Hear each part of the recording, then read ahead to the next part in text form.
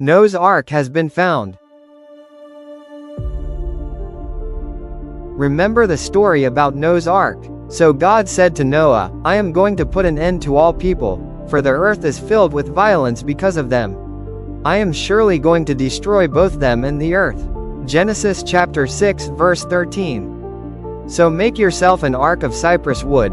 Make rooms in it and coat it with pitch inside and out. Genesis chapter 6 verse 14. At the end of the 150 days the water had gone down, and on the 17th day of the 7th month the ark came to rest on the mountains of Ararat.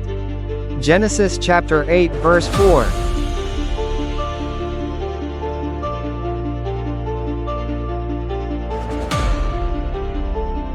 Well, after about 4,356 years, Noah's Ark has been found on the mountains of Ararat in Turkey. The length of the ark shall be 300 cubits. Genesis chapter 6 verse 15. At approximately 510 feet long, it would take nearly 1.5 football fields to equal the ark's length.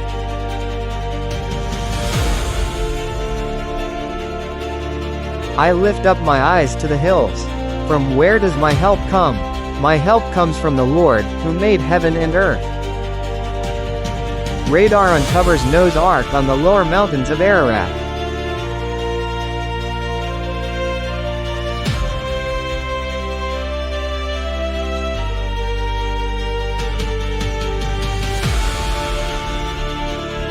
Here is one of the anchors found from the ark. The anchor stones were cut from the ark as the waters were starting to recede.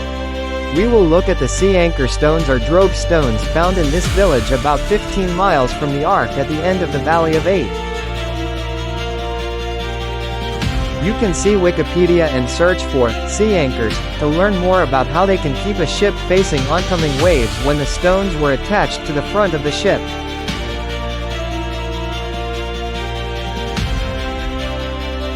Here's an example of how the drobes or anchor stones would have looked on the ark.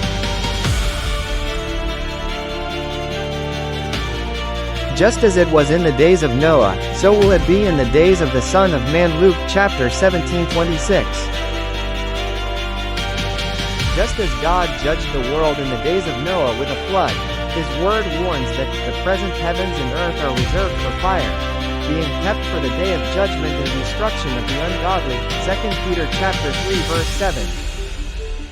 But here's the good news: no one has to face that judgment. Over 2,000 years ago, Jesus took our sin and judgment upon Himself at the cross. The penalty we deserved was poured out on Him so that we could go free. All God asks is that we turn from our sin, believe in Jesus, and call on His name. For everyone who calls on the name of the Lord will be saved. Romans chapter 10 verse 13. Today is the day, don't wait. The door of grace is open now, but it won't stay open forever. Step into the ark of salvation, Jesus Christ, and be saved.